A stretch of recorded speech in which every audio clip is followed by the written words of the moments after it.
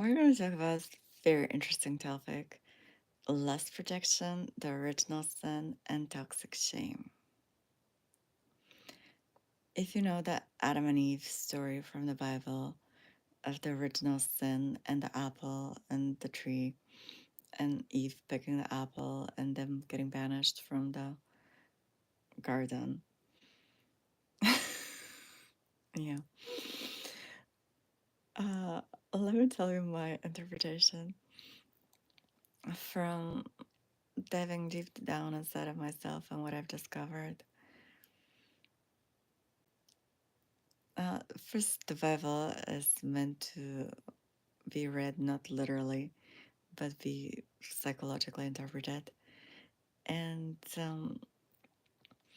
we exist here on earth, on this plane of duality.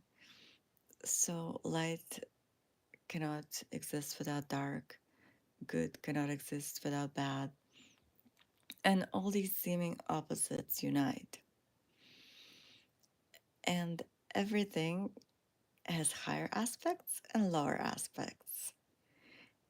And depending on what we choose to focus on and cultivate, we can either bring out the highest aspects in ourselves or the lowest. Or most of us are a mix. And that's just the way we are. So, what I found from my experience, and it's still happening today, is when a woman is fully embodying her true feminine essence and just being herself and exuding the love and sensuality and beauty that she embodies,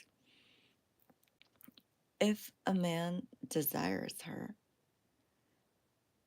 more from the lower aspects of his being, basically just like sexual desire, I want to, yeah, you. Just to satisfy my lustful desire. Not because I want to give you anything, not because I want to give you pleasure, not because I want to appreciate your beauty, not because I want to love you, but just because I want to F you. Because it will make me feel good.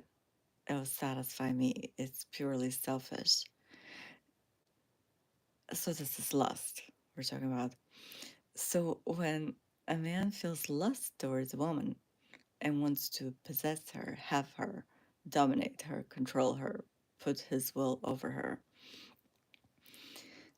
and the woman is not doing anything, she's not trying to seduce him, she's just herself. And if that woman says, no, I'm sorry, but I really don't find you attractive. My energy is sacred. And sorry, you have to bring offerings to the goddess. And, most of all, I need to want you too for that to happen and be enjoyable for me too. Then, if that man is operating more from his lower aspects of consciousness and low vibration, what does he do? Oh, I'm gonna have you anyway. Yeah.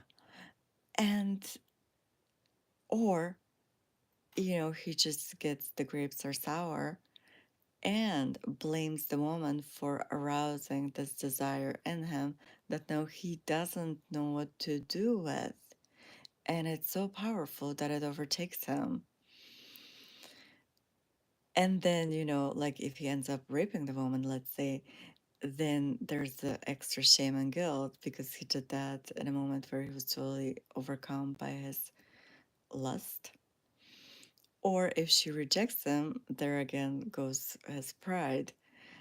So it's easier to blame it on the woman and to project his dissatisfaction with himself and his lack of emotional maturity and lack of self possession.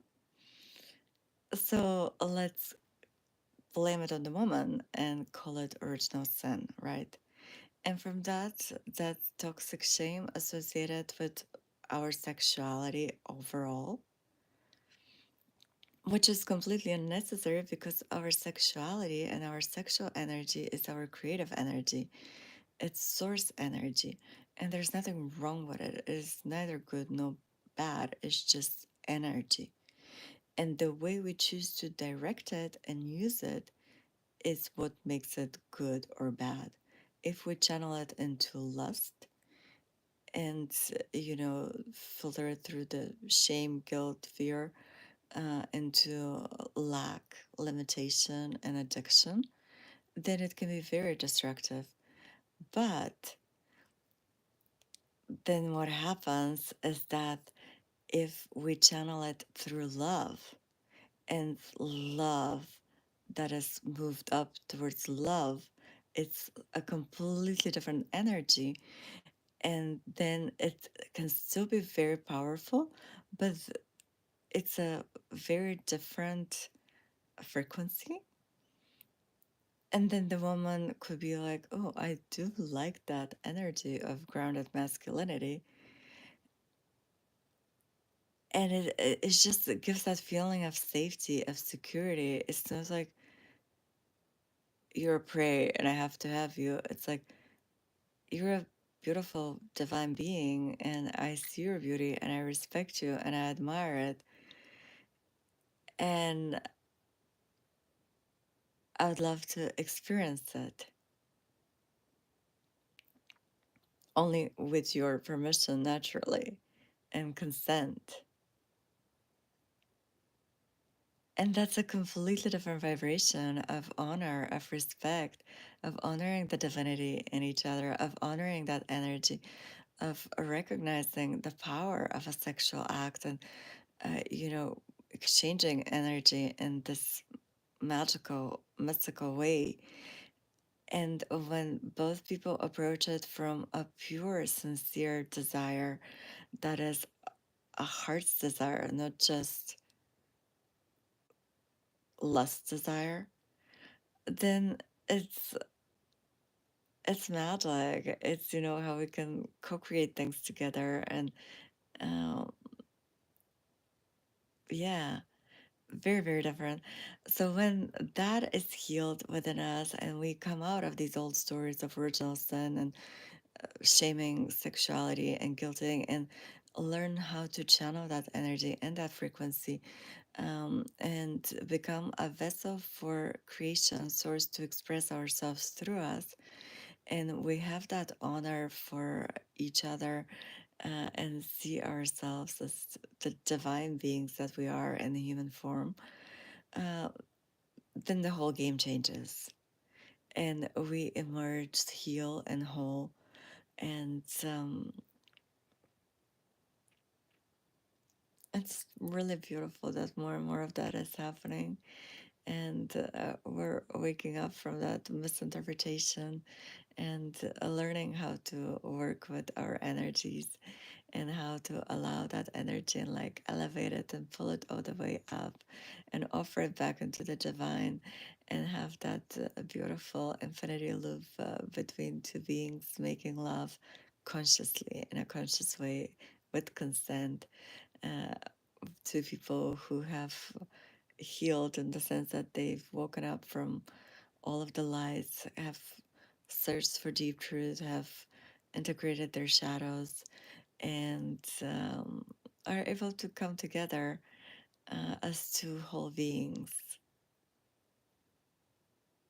So that's my take on it, from my personal experience and diving into the unconscious and uh, searching for truth. And it's beautiful to know how amazing we are and how much more there is, because once you get to that level and that point and you open yourself to be a vessel for creation and your lower chakras are no longer blocked, and the heart is completely open and you can have that merging of heaven and earth, then you just become like a battery, like you're this energy thing, and you emit your own individual frequency. So the things that will come through you are very, very unique. And then when you unite in sacred union with your divine counterpart, the things that both of you will co create together are just, it gives you something to look forward to every day because you don't know what is going to come through, but everything is building up on the next and building up on the next, and life becomes one giant synchronicity.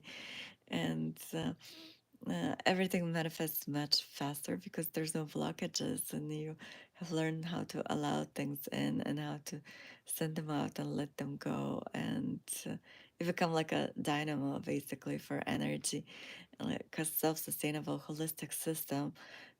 And there's so much more health and vitality because the energy centers in the body are open and working properly, and source energy flows freely.